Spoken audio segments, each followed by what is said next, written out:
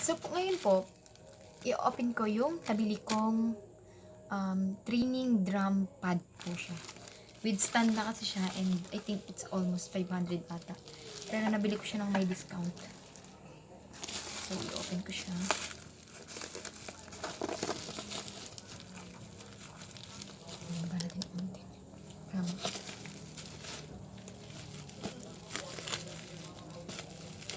So, ito po ay ginagamit sa pag-practice sa mga nagda-drums.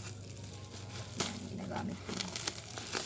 At napaka-advisable po itong gamitin dun sa mga nag-start pa lang. At marami ako mga napapanood na ina-advise nila yung mga beginner sa pagda-drums na gumamit ng ganito. So, yung in-order ko or yung binili ko po ay with stand na siya.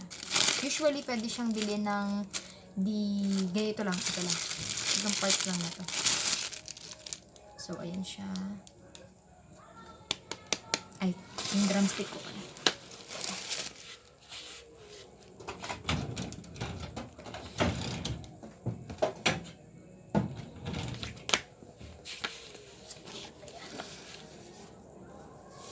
Tapos, medyo tumatandog siya pero hindi super duper. At ito yung kanyang stand. Ay, may lagayan na.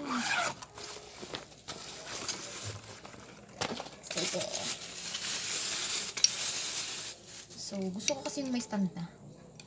Para, ganda diba? Paano ba ito? Yan, medyo maganda yung mas maganda yung stand na.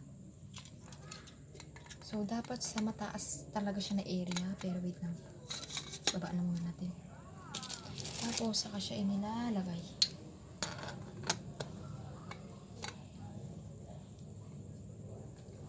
Teka, tama ba ito? Ayan.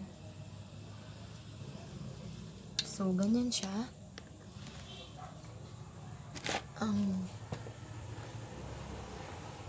Ganyan yung style niya.